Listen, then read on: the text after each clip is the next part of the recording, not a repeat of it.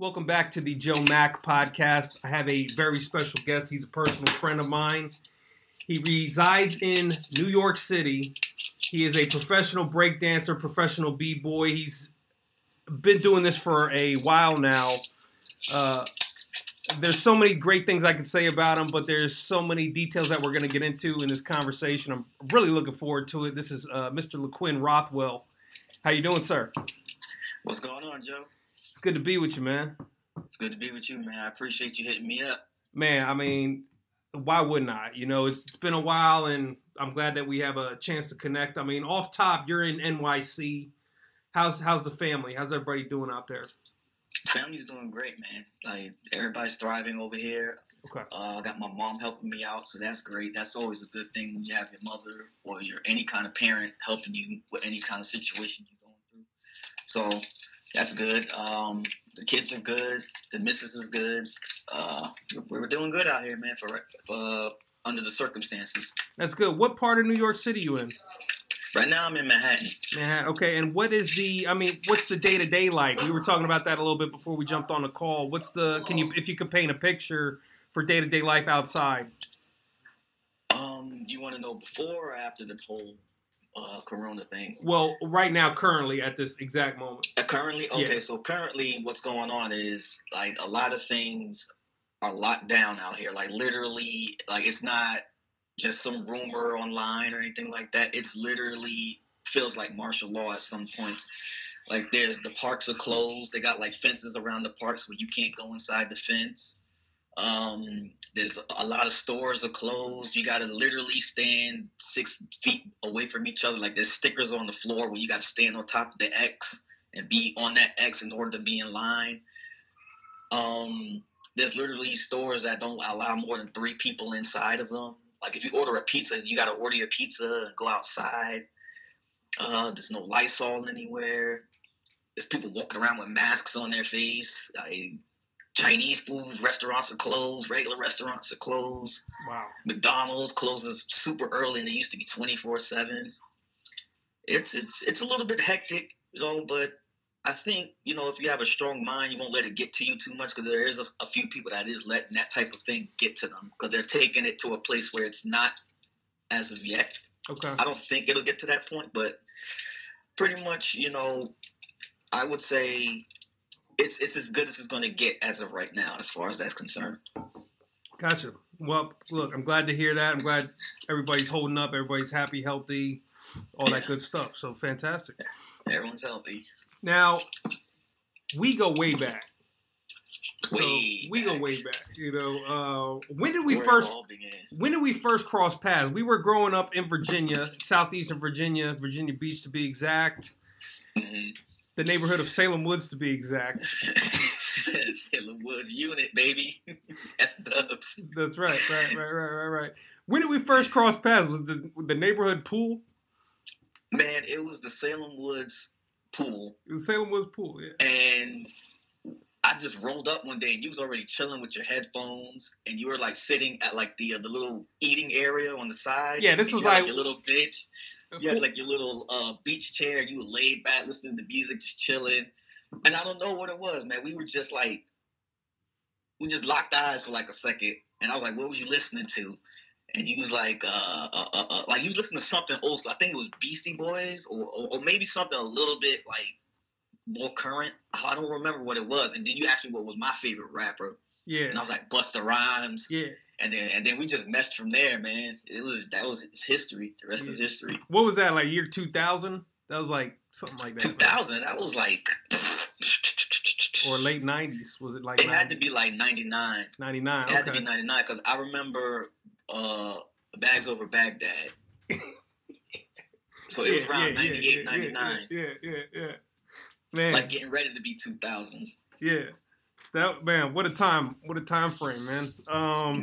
Man, I mean, yeah, so that's where we crossed paths first. And, ever since I've known you, you've been involved in breakdance. You've been involved in pretty much all aspects of hip hop. And in particularly b-boy and breakdance. And when did you first start getting into that? like breakdance itself. Yeah. Because that's your, I mean, that's obviously that's your God-given natural ability is not necessarily breakdance, but, well, how would you describe it? I feel like it was something that I've always had, but didn't know what it was at the time. Like, I was doing the motions, but I didn't know anything about it. I didn't know it was called breakdancing. I didn't know there was a such thing as breakdancing competitions. It was just like it was embedded in me to move the way I was doing at the time. So when I finally found out what breakdancing was, I made the motions to like learn more about it. You know, I got more excited about it the more I learned about it. And then I just eventually said one day, you know what, I'm going to move to New York and just, you know, just kill it out there, because I found out that it started in the Bronx. I started researching online. This guy named Crazy Legs, Ken Swift. I started learning about African Bambaataa, Zulu Nation, and things like that. And then I started looking up videos like, wait a minute, I could do that. And then that's when I learned, that's what gave birth to breakdancing for me. Like, I didn't know what it was, but I just knew. No, actually, it started off, I wanted to do capoeira at first. Okay. And like a capoeira to me at the time was an extension into breakdancing. So I was doing capoeira first, and then all of a sudden I saw like there was a funkier side to it, and then I slowly went into breakdancing that way. And then that's when I did the research and stuff like that after that. So this was the same time frame? This was late 90s. I mean, you said that you did internet research and you found out about African Bambaataa and Crazy Legs and all that stuff. But, I mean, but where we grew up, I mean, there was a very heavy hip-hop presence. There was a hip-hop club at the school. Right. Which I started. Which you did start that, yeah. Get into that. I mean, how did that school setting kind of prepare you for your success in the b-boy world? Okay, so when I started a hip hop club at our high school, I already had been into it at least 3 years in breakdancing history, competitions, and stuff like that. So there was a step team there, and they were getting like all the shine. And I knew that there were other people that deserved that same kind of push as far as the school pep rallies and parties and stuff like that. When you say step team, what is that for the viewers that don't know what a step team is? Oh, well, the step team is where they do like, well, I would think an old school dance where they do that combination of steps, claps, and movements. Yeah. You know, isolations and sometimes a little bit of locking, but it's not quite breakdancing. It's like, you know, uniformed dance and stuff like that with stomping and cadences and stuff like that. Yeah. So when I was saying with the hip hop club, I was already 3 years in, and I went in there and I just knew like, yo, this school needs a hip hop club. This school needs a breakdance club. You know, we need, because there was a lot of b-boys in our school that no one knew about, and I didn't know that. It was like I got into a secret society of people that was always right in front of my face, but I didn't know that. So once we made this hip hop club, all of a sudden it was like a whole bunch of people like, yo, I want to be down, I want to be down, I want to be down. So when I started doing that and I was in charge of something like that, well, me and one other person was in charge of something like that. And we had our sponsor. I'm sure you remember Miss Edmonds. She was a very wonderful woman. Yeah. She sponsored us. You know, they didn't want us to have the club, you know, because I was in charge. Look at me, you know, I'm sounding like a scoundrel to them at the time. Mm-hmm. But not realizing behind my exterior, I had experience. Mm-hmm.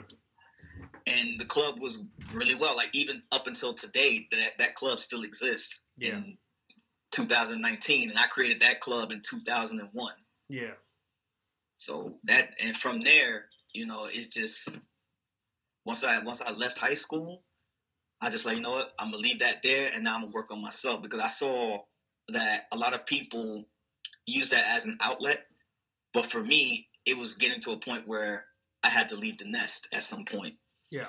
Yeah. Because I felt kind of stagnated, because like I said, I had just found out what breakdancing was, but the school wasn't allowing me to take it to the next level. to where I wanted to be in it. Yeah, I mean, I can remember. I mean, thank you so much for sharing that with me, and the viewers, because I know that was really a pivotal moment. I mean, the hip hop club was a very big thing. That's how we basically connected. We shared a love for hip hop music. Oh man, music, hip hop, dance. Yeah. Girls, like we shared a lot. We shared a lot of things, man. And yeah, man, I just remember. I remember just at any point in the day, you could. I mean, at any point in the day, at any place in the school, you would just bust out into a spin move on the damn floor. You know what I mean? And it was just. The thing about that was our school was so overcrowded that there was no way to really control everybody, So what I remember the most about you is that you knew how to kind of capture a crowd, capture an audience, and keep their attention. Interesting. Unlike anybody else, it just in a very unique way, and that always I loved it. You know what I mean? And I wanted to be that way too, and that's kind of what gave me the confidence to kind of be that way, was seeing you do it, seeing guys like you do it, but primarily seeing you do it because we had such a tight connection. That's crazy that you say that, because that carried over into my work. Yeah. Because I was, for a while, I was working as a street performer. Okay. And it's funny that you say that. Yeah. Yeah. Because when you street perform, you need those qualities, and I didn't realize it went that far. For that's sure. Interesting. For sure. And that's I wouldn't. Yeah. I mean, I definitely see the connection. So I'm glad that you brought up the street performance. When did that come about, and when did you make the move from Virginia to New York City? When did you make that move, Virginia to New York? When did that happen? Okay, so. All right, so when we was in school, as you know, I was doing a lot of I had my hands in a lot of things at the time. Yeah. I was doing the stand-up comedy. I was doing the rap with you and the other Joe. I was doing the drama class. I don't know if you remember, I was in a couple of musicals from drama. Yes. Well, I had to make up everything. Like, I was doing all that. And from that, something was saying, like, listen, if you want to continue doing that, if you want to continue living that lifestyle, if you want to continue getting that attention and that reaction from people, you got to go to New York, man. Mm-hmm. You have to. Because you're not going to get the same energy in Virginia Beach as you would in New York. Yeah. Because I literally believed if you could make it there, you can make it anywhere. For sure. So, like, after high school, I was staying with one of my friends for a while. I know you knew Gorilla Will. Will. I was staying with him for like a year and some change, honed my skills with him. Me, Will, Travis, we were all doing a bunch of like gigs for a little while. I was basically building up my resume with them for a little bit until it was finally time for me to fly the nest. So when I decided to leave to New York, I left around that March of that year of 2006. Yeah. And I just packed a bag. Like, I only had one bag. I just put a bunch of clothes, a bunch of underwears, a bunch of soaps, anything essential that I needed. I just packed one bag, left everything else behind, came to New York. Wow. And just threw myself to the wolves for a couple of months. I was homeless for like 6-7 months. Wow. But what saved me from staying homeless was street performing. Mm. Because I met a couple of people that was dancing in the subway. I danced with them for like maybe a week. They was paying me like $10 a day or something like that. And I saw these guys making like hundreds of dollars a day, which I learned why they do that, later on in life. Mm. But eventually, I accumulated enough money to get me a room to rent out here just through dancing alone. And then as I got more recognized and, I got to know more people that is in the business of street performing, which is a lot of people actually, I got into the network and I started making thousands of dollars. And then eventually, I was able to buy my first apartment. I was able to buy my first motorcycle.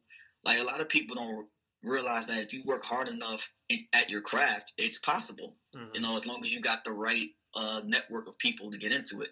And I never would have thought that just dancing alone on the street would do that for you. Wow. So I'm actually glad that I made that move to just come. I just threw myself out there.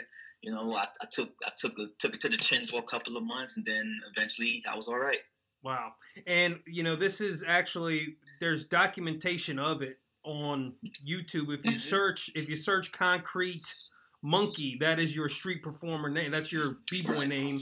And there's a good handful of battles of you doing your thing. So I'll probably put a couple links down below so they can kind of find you. So yeah, just to backtrack. So about 2006, you packed a bag and pretty much moved to NYC, made a living street performing, and just kind of figured it out. Yeah, just kind of figured it out. So from 2006 to today, obviously, there's been a lot of progression as far as technology. And, I mean, how have you seen the game change as far as street performance, as far as b-boy and competitions and breakdance battles and things like that? I mean, how did you get in? Can you take us through that journey? Can you give us like a snapshot of New York City in those years? Okay. In that culture. Okay. So as far as the b-boying is concerned, there was a heavy hunger for the scene to thrive. So there was always a lot of people that was coming up with something new. There was always people that was coming up to be better than someone else. There was always people looking for someone to record and put on their pages and bring to their competitions. Like Red Bull BC1 was a big one. Freestyle Session was another big one. People was always paying people to like fly out to their cities and battle their local b-boys and things like that. Like there was a lot of that going on. So it was in high demand to be unique at the time. And I just so happened to be one of those people, according to a lot of people that flew me to their events and things like that. So as far as the b-boying thing was concerned, I was living it up. I was judging. I was doing exhibition battles.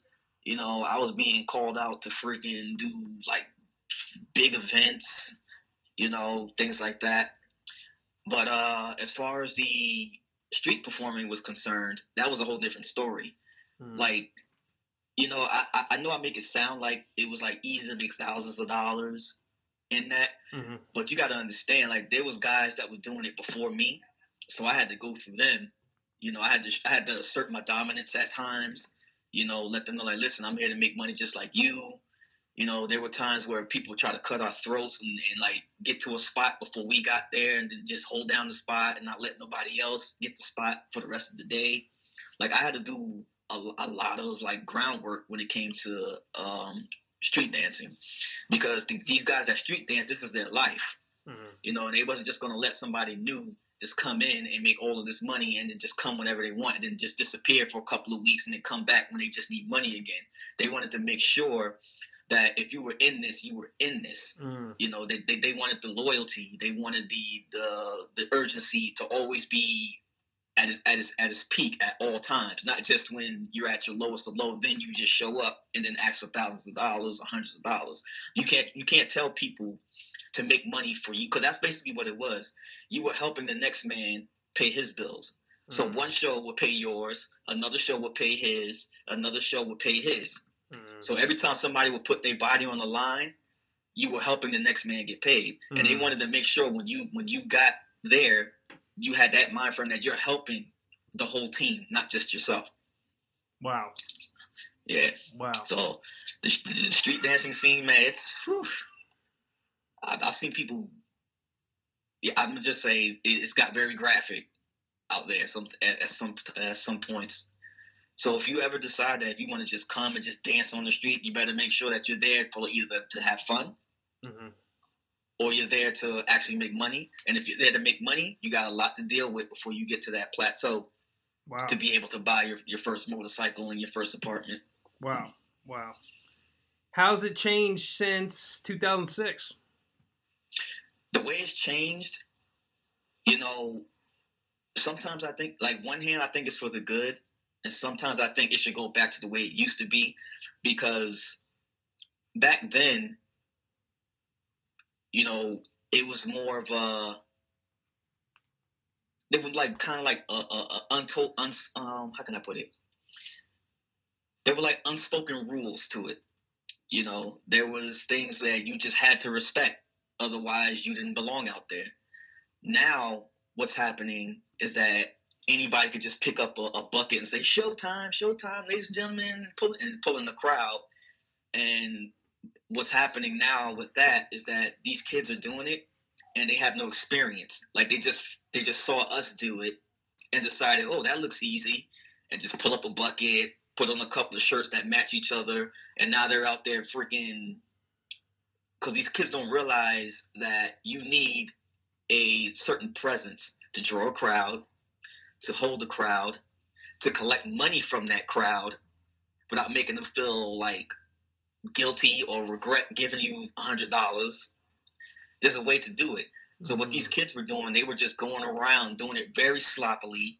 You know, they were doing it like I was saying, like they were doing it just because they needed money for a new pair of Jordans or something like that, and they wouldn't come out. They would mess up a spot for the guys like us that have been out there for years.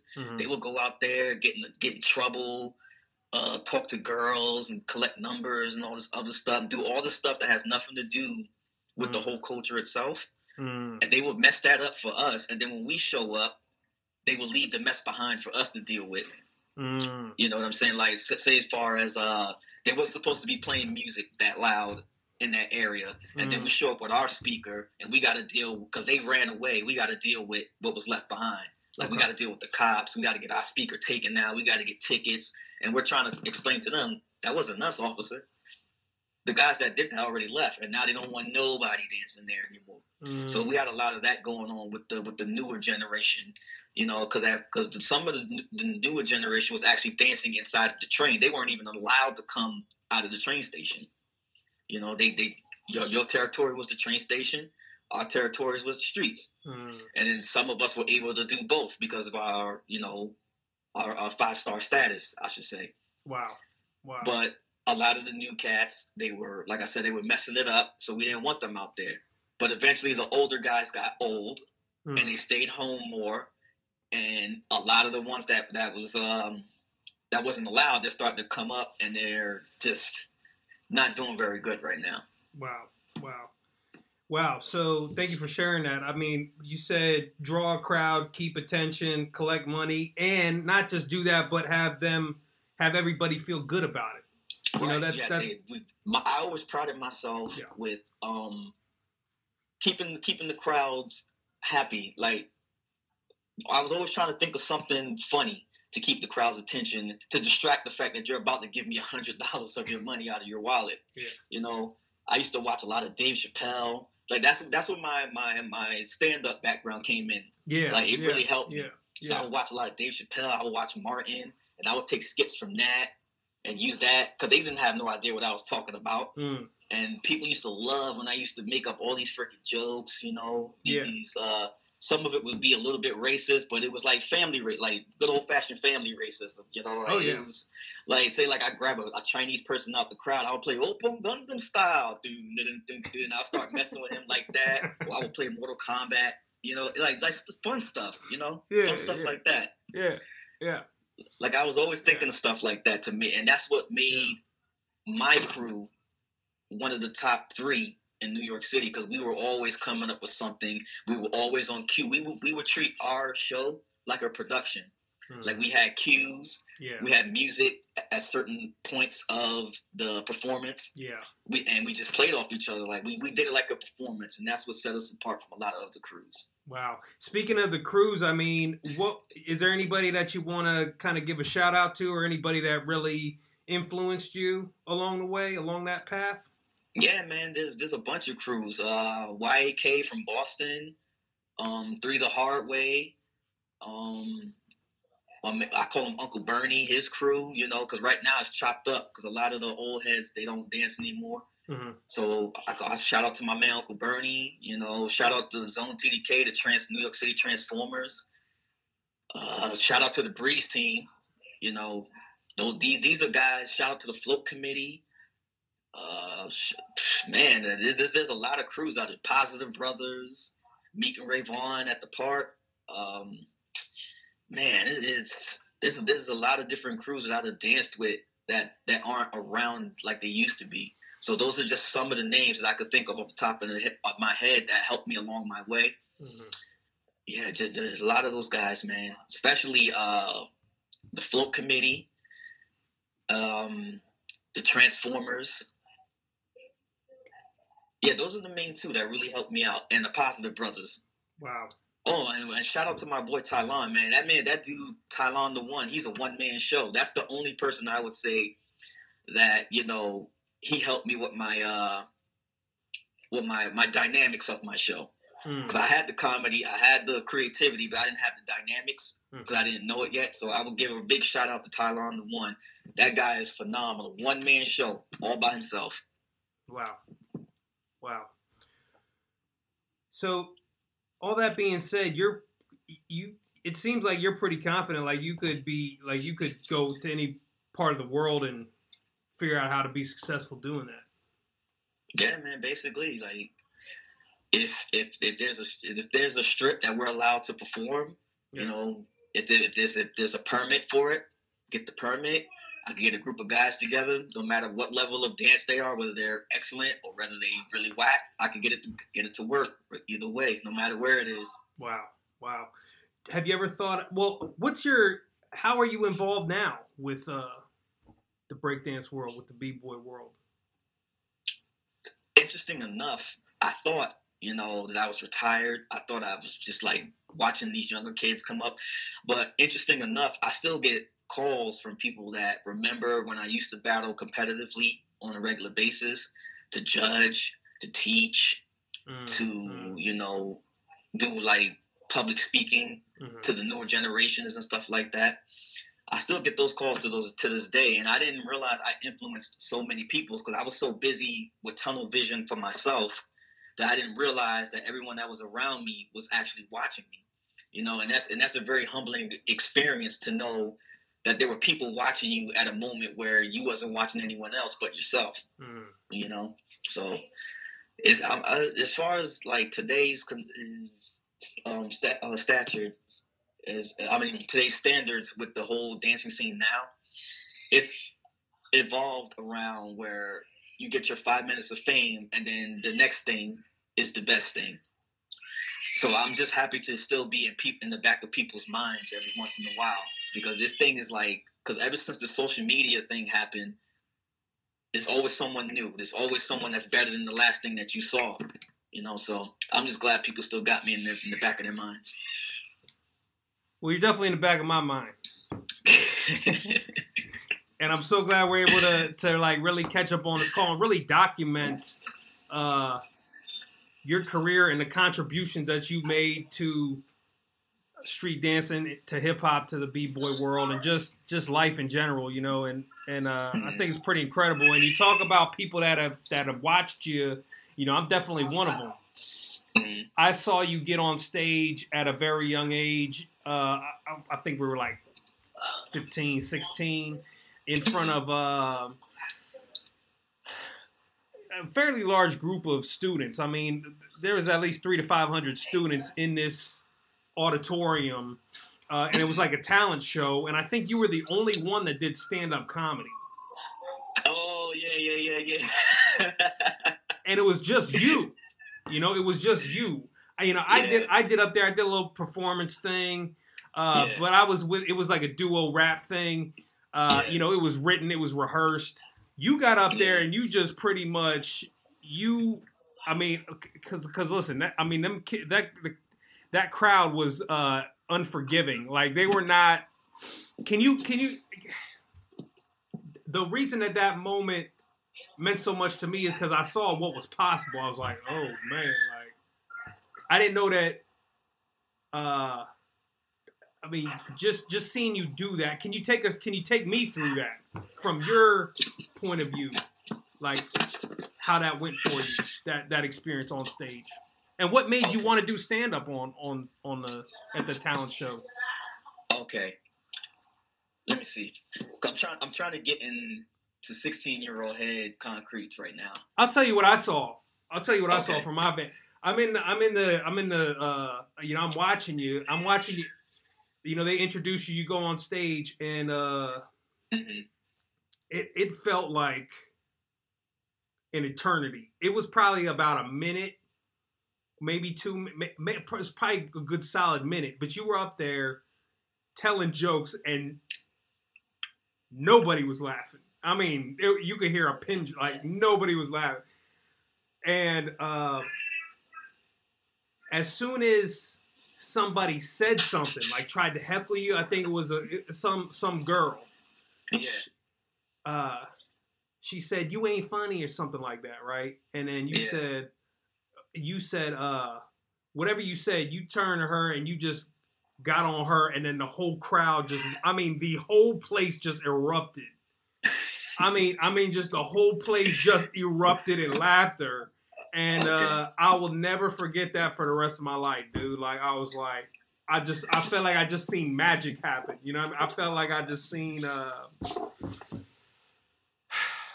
just at this moment, I can remember the exact feeling that I had when I saw it. I was like, almost disbelief, you know? Okay. Almost disbelief. Because I know we spent a lot of time together hanging out. And I knew how talented you were. I knew how funny you were. And I seen you on stage bombing. I'm like, oh man, I can't believe. Then I seen you get on this chick, and then the whole place. Because you know what it was? It was unbelievable to me. Because now that you take me back, I know exactly what it was. That was my first time doing storytelling comedy. I was always good at roasting people. Yes. I was always good at roasting somebody. Like, if you said something to me, I was always gonna fire your ass up. Like, it didn't matter what it was. Yeah. It don't care. I don't care if it was off guard. I always had something for you. I could just look at you and I would just fire on you for like 5 minutes straight. Yeah. So what the stand up comedy thing was, what was happening was, I was trying to build up to the funny parts. Like, I was trying to build the suspense into it. I was trying to, tell my little story, a little backstory. But by the time I was doing that and it was my turn to do it, people were already irritated. People were already like, get off the stage before I even got up there. They were already in that mind frame. Yeah. So because there's always a boring part in comedy where everyone has to like listen to like, where are you going with this? So that's where I was at that point. Like, I was doing like it wasn't even a full minute yet. It was making like 35 seconds into my set that somebody had something to say. And I was like, you know what, man? Little girl, blah, blah, blah, blah, blah, blah, blah. I gave it to her. And then once I did my little roast session on her, that's when everybody wanted to listen to me after that. That's when everybody started getting into the stories, getting into the jokes and things like that from then on. Because I know that I wasn't doing that well, but that's what I wanted. I didn't want them to think I was good in that moment. But somebody fell for the bait. And when they fell for that bait to say like, oh, he's boring, he's whack, that was it. Yeah. I just didn't think it was going to happen that fast. Yeah. Because they were already in the mindset they were going to try to boo me off stage and stuff like that. But I was trying to hit him with the wow factor after I got to the build-up. Yeah, it was such a beautiful moment, man. I mean, I think you said to her, like, why do you look like you have 4 shoulder blades? Yeah, I told her she had 4 shoulder blades. I don't even know what that means, but I don't think anybody knew what that meant. Shoulder blades. Where I got that from, 4 shoulder blades, you got 2 here, and your butt looks like 2 more because she had a flat butt. So that's why I called her, she had 4 shoulder blades. I didn't know that until this moment. Like, so you just explained. She had a flat butt. That's why I said that. Wow. Oh, man. Let's talk about that. Let's talk about roasting sessions. Let's talk about, if there was anything that Salem High School was notorious for, in my opinion, it was learning how to get your jokes off, how to roast somebody, how to, be quick-witted, and that was like a training ground for that. Oh, man, tell me about it, man. I felt like that was life. I felt like that was survival. I felt like... expressing yourself through comedy. And I loved it. That was our thing. I loved it. And we were good at it. We were really good at it. Surprisingly very good. Yeah, we were really good at it. Seeing you on stage, man, I thought to myself, I was like, man, I don't think I was like, I told myself at some point I'm gonna do that. At some point I'm gonna get on stage, but I was like, man, I ain't ready for that right now. Like, there's no way I could pull that off. Like he just did. And you know what? That turned into? That turned into me keep putting it off and putting it off and putting it off and making excuses and putting obstacles in my way and doing other things instead of doing that until last year when I got on stage at the Comedy Palace out here. And I basically went in there with the mind frame like you did. I'm like, look, they're not going to, whether they like it or not, it's fine. But as soon as somebody says something, I'm on them. Right. And that's kind of how I survived on stage. And I just kept, and I figured if I kept going on stage, I'll figure it out. And after about 5 times on stage, I'm like, okay, well, I really got to get some solid material together because I don't want to just be that guy. You know what I mean? Because before I got on that stage, I definitely, when they told me that they were going to do an open mic, and then you and Joe said you was going to do a rap, I thought about doing a rap at first, but I was like, wait a minute, everybody's probably going to do a rap or a spoken word or something like that. Let me do something different. Yeah. So the weeks before that, all I did was watch a bunch of freaking comedy movies with my brother. Because I know you remember I had a big family living with me at the time. Yes. So I was always, and with a big family, you got to have tough skin, man. Like you have to always be ready to fire back at your older brother. You got to always be ready to give your younger brother a hard time. You always got to be ready to make your pops laugh at the funnier joke or make your sister think that it was always competition in the house. Yes. So that's where the roast session came from me. That's where I got the tough skin to not to take things too seriously, but at the same time not take too much crap. So that's where that came from. And leading into that that stand-up comedy day that I did at the open mic, all I did for weeks was roast my brothers, roast my older brother. It was basically like when you go to prison, you punch the biggest dude in the face to assert your dominance. Well, everybody knows Steven. You remember Steven. Oh, yeah. Steven was my go-to guy for the jokes. Like, he was the guy to go to. He was good. The guy I had to really get into in order to assert my dominance as far as the roasting sessions in the house. Yeah. So he was like my training dummy. I was watching all these freaking comedy movies and stuff like that, because I was like picking and choosing what kind of comedy was funny. Like slapstick comedy wasn't too funny. This kind of comedy was like dark comedy wasn't funny. Like I was just picking stuff what made people laugh the most. And my go-to was Martin. You know what I'm saying? I would listen to the reactions in the show. And a lot of people like physical comedy. You know what I'm saying? They like physical comedy when your face expressions. They like imagining what would have happened if they was in that situation. So for weeks, that's what I was doing. I was just working on that kind of stuff. And then that's when I came with the idea, you know what? Let me act boring in the beginning, like for the first, because people ain't going to stay bored for like a minute and some change. Give them like 30 seconds of boring and then lead up into it. So that's where I got that from, man. So basically, let's talk about the big family, because when you say big family, this was bigger than most people would think. This was probably the biggest family in Salem Woods, arguably. Yeah. Easily. Yeah, we had 9 I would say easily. boys, 4 girls living together in 9 one house. Boys, 4 girls. Wow. I remember that. Yeah. Yeah, I remember that. And so basically being in that household like that kind of helped you develop that tough skin. You became kind of proficient at your comedy through that way. And would you say that helped out with your confidence?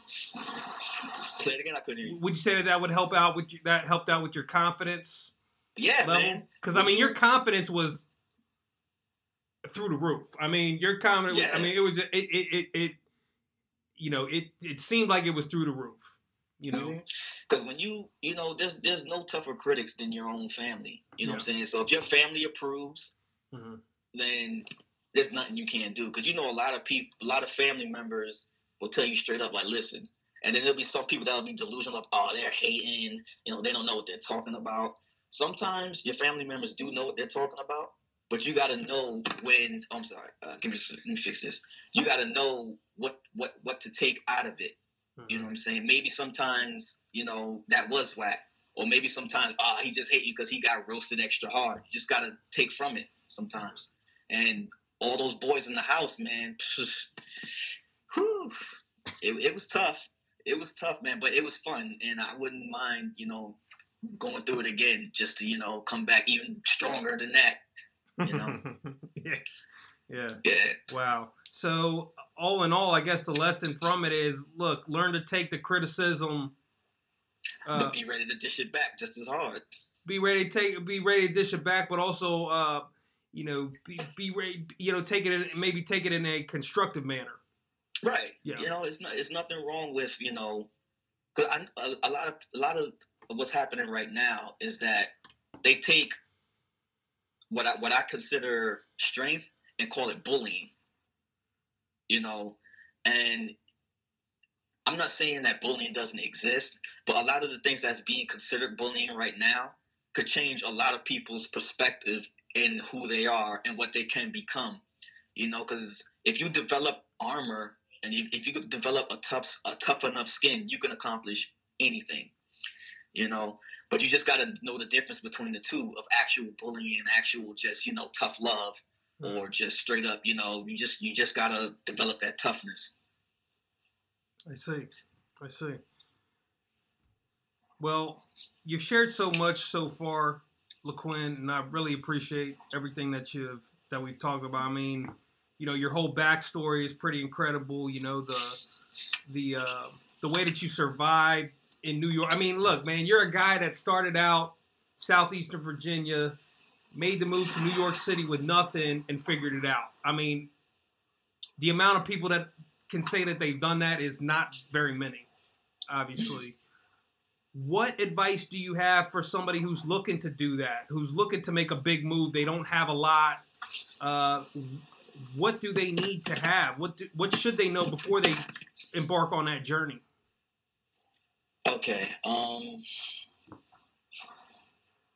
See, there's a difference, because when I decided to do what I did, it was a different time where things were at the point where they were looking for what I was looking for, and I was willing to dish out. What's happening now, after this whole thing is said and done with, I feel like it'll be possible to do it again. So my advice to those people is to, do your research, just make up little mock appearances here and there, and before you decide to just pack your bags and just go somewhere, you have to be ready to be at your lowest of low and your humblest of humbles in the very beginning. Because you can't go in there with just one bag and think like you know everything in the world. You have to completely erase everything you think you know, and just not go with it, but know what route you need to take. Because there will be a lot of tough times. There will be times where your stomach is empty. There will be times where somebody will take care of you for that night. There will be times where you got to know when you're overstaying your welcome. You got to know when you can accept someone's generosity without something in return, or being able to return something in return for that generosity. And you just got to know what to do in the moment. It's going to be a lot of things that you just have to know in the moment, because a lot of things that you think that's going to stay the way they are, they're not. They're not going to stay the way they are forever. So you always got to have a progressive mind and ready to move on and learn something else to survive in that moment. Wow. So like you have to. Wow. So it's kind of like a square one mentality. Everything that you think okay, that's great, but if you want to embark on a different path, you got to kind of put that to the side and kind of be ready to, like you said, lows to lows. Be ready to be at that level. Right. You just got to know when you have to be that guy that's not going to take crap, and you got to know when you got to be that guy as the student that's learning. You just got to know between the two. You got to know when you got to just differentiate the two. Wow. Phenomenal. Other than looking up Concrete Monkey online, Googling Concrete Monkey, which is your B-boy name once again, how can people find you? Laquin Rothwell on Facebook. I got a gaming page right now, Concrete Arcade Gaming on Facebook. So I've been playing video games online, professionally and casually at the same time, because that seems to be the new thing right now. Because like I said, like you always got to be ready to take the next step, whether it be comedy, whether it be dancing, whether it be performing on stage, whether it be video games. If you're going to do it right, do it to the fullest. Don't just do it because it's the popular fad at the time. Do it right. So you can find me on Facebook, you can find me on Instagram, and you can definitely find me on Google. Perfect. I know without a doubt that you're going to be successful in whatever you choose to do next. And what you're doing now, I mean, I think that's a smart move too. The last time I was in New York City was about a year and a half, 2 years ago. It seems like it was yesterday. We had a chance to reconnect, and something that you shared with me is that something that really resonated with me is that you said seeing you reminds me of who I really am. Yeah. I felt like that described my feeling exactly to the T as well. What did you mean by that?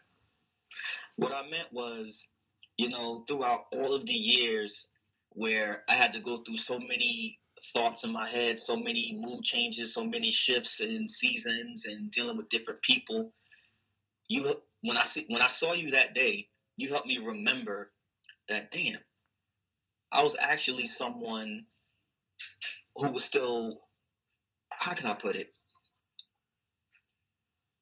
I was someone that had a decent past. I was someone that had birds flying in the air, fresh air, a pool to go to, good friends, a friend to take me to the mall, a friend to go hang out at his house and stuff like that. Because when you get older, you forget to appreciate those things. A lot of people take those things for granted because they get so focused on their jobs, they get so focused on their kids, they get so focused on their relationships, but they forget that they had friends that helped them build themselves into, I don't know, maybe a better person for some, or maybe they ended up doing something, substance abuse, and they forgot. You never know what the case may be with people's lives. But in my case, you just helped me remember, like, how cool I used to be. Because now my kids are the cool ones. I'm just the nerd dad. You know what I'm saying? So, and you just helped me remember, like, damn, I did a lot of cool stuff in my life. You know what I'm saying? Like, I used to flip over cars. I used to. Yes. I don't know if you remember that. Hell yeah. Remember that. Oh yeah. Yeah, man. I used to just go to the mall and just bust out moves in the mall and didn't give a damn about who was watching. It's just like I used to go to the pool and we used to rap the chicks at the pool. You know what I'm saying? Yeah, man. We used to come with our little notebooks and write stuff in upstairs in your house. We had a freaking tape deck, a literal tape deck, freaking recording off tapes and stuff like that. We used to share tapes with each other. Yeah. It was just a good time, and it's just a time that I can't say I wish that I could go back to, because I'm glad it's where it is, and it's in that box in time. It's just something that I forgot, that I'm glad I could remember when I saw you that day. Like all of that came back all in one shot. Like, damn, like Salem Woods unit. Like, we used to run around school screaming Salem Woods, and all of a sudden everybody else would shout out where they from, and all of a sudden, everybody started hating Salem Woods. All of a sudden, everybody wanted to be from Pelham Lakes and Colony Oaks. So like, nah. S-Dub is the originators of this. The S-Dub unit. Yeah, you know what I'm saying? Yeah. And then I remember all the colorful people we met along the way. Yeah. Like Derek, for instance. TT. Yeah. Like we and all the little characters we made based off of just being like, I don't know. I just remember when we used to wish to be able to go to New York on our own. Yeah. When we used to sit in your room and we used to rap about it, and we used to wish to just go to New York. Yeah. And we used to just wish to be the best rappers out there and stuff like that. It's just the memory of being able to dream. Mm. You know what I'm saying? I miss being able to dream about stuff the way I did back then. Because it was an amazing time to be able to just, see yourself in the future. Now that I'm here, I'm like, sit down. Mom, shut up. Girl, get out of my face before I kill you. You know what I'm saying? So a lot of those things that when I was young and I took for granted, it's always nice to always remember that there were those good times in between. Wow, man. Really good times, especially from the day that we met at the pool moving forward. That was a very big changing point in my life right there. Very big changing point. Wow, man. I feel honored, man. Yeah, man. And I feel grateful for you being in my life as well, man. And it's same feeling going back to you, bro. Yeah, man. We've been through a lot, man. Like, whew. I don't think I could say I've been through as much stuff with. Well, nah, I can't. I could say I've had friends that's come through for me just as much, but I never had a friend that influenced me as much. Wow. Like I really didn't have anybody that influenced me more than going in your house and wanting to rap in your little studio in your house. Like, no one else did that for me at the time. And that was a very, very, very good turning point in my life, man. Wow. Feels good. Yeah, man. Feels good to hear you say that, brother. Thank you so much. Well, I felt you probably needed to hear it because it was. Definitely was. Thank you. And then, yeah, I'm glad you brought him up, Bars Bellamy. Got to get you on the podcast, brother. Ooh, you got to get him, man. Got to get him, man. I'll be waiting to see that. I don't know if you can get TT because he's a little. You already know how TT was. Man, I can go on for days, man. I could too. We got to do. You know, we got to do a part 2. I mean, just because you brought up the fact of the characters that we created, the skits that we created. I mean. Oh man, we used to come up with these Psycho Cop skits. Psycho Cop, Mama New York, the badasses. I mean, dude, it's never too late for us to really get these ideas on paper and really kind of create something with these characters and with the matter of fact, I'm gonna make it a point where we should devote an entire episode to that. Entirely for sure, and really get that documented as well. Yeah, we were ahead of our time for sure, man. Absolutely, definitely, we were way ahead of our time. Absolutely. Any parting words? Anything else for the viewer? Anything else before we wrap this thing up? What can I say to the people? I mean, you said so much so far. I mean, there's so much value to be taken from this exchange. Well, what I can say, my advice to people out there is like,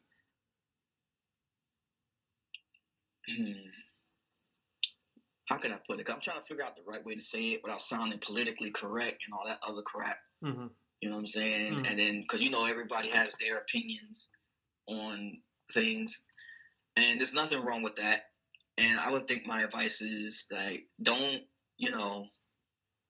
worry so much about what people think.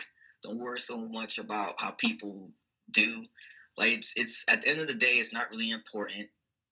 As long as you do what you're supposed to do, you'll be all right. Because a lot of the things that happen around you are probably a good story to tell someone anyway. So just let it happen. You can't stop people from doing what they want to do already in the back of their mind if they want to do it. You can't stop things from happening. That's going to happen. Just all you can do is just, do what you can for yourself in the moment. And don't worry so much about, this is a pandemic. Don't sneeze on me and stuff like that. All you can do is prepare yourself for what's happening right now in the moment. Stop trying to prepare yourself for years ahead. Stop trying to prepare yourself on what's based on what you experienced back then, because the world isn't like that anymore. And the world of social media is constant information. There's constant false information going out there. So now that that's happening with the social media, you got to take things step by step. Because before social media, you was able to like plan ahead and stuff like that. You were able to go based off what's going on, but people can put themselves out to what they're not this day, and people will believe it. People could put things out there that's not true, and they'll believe it. So now we're in a place where we got to start from square one. We got to start from scratch. We got to build the wheel all over again. We got to create fire all over again, because this whole social media thing just turned everything upside down as far as truth and people in general. So we just gotta be mindful that a lot of these things are not real. You know, you just got to know how to filter out what is real, actually real. You know, you just got to know when you're looking at someone that's just putting on a face. You got to know when you're dealing with genuine people, you know, because a lot of the times the people that's trying to help you, you want to push away. And the people that really don't really give a crap about you, you want to run towards. So we got to stop doing that, you know? And I don't know, man. It's just, you know, I feel like a lot of young people have it a little bit, you know, too easy to be entertained by things that aren't real. And they don't know the difference, you know? Because remember, for us, it was the rap videos, the chains, the rings, you know, the cars, the big booty bitches, you know, that was that for us at the time. But then when we got older, we realized, wait, there's contracts, there's, you know, advances to use the money specifically for this. You know, you get a budget for that. And it's like, damn, I didn't know it was going to be like this. So basically the same thing applies with, you know, with life and social media. A lot of people put out a lot of work to be fake. It takes a lot of work to be fake. So don't think that you can just be a celebrity overnight. You got to work. You got to put some kind of effort in behind what you want to do. And don't let social media fool you into thinking it can happen overnight for anybody. It can't happen overnight for anybody. And even if it does, they already did the groundwork before they became a celebrity overnight. So work hard for what you want. Wow. That's basically what I could put out there. Wow. Laquin Rothwell, thank you so much for joining me, brother. I really appreciate you. Yeah, man. And to sum up what you said, don't be a sucker, right? Don't be a sucker. Don't be a sucker. What I'm saying? Don't be a sucker. Social media will do it to you. Social media will do it to you. If you let it do it to you. That's kind of, yeah. Wow, man. Okay. Words of wisdom from Laquin Rothwell. Thank you so much, brother. I really appreciate you being with me today. Yeah, man. Anytime. I'm looking forward to part 2.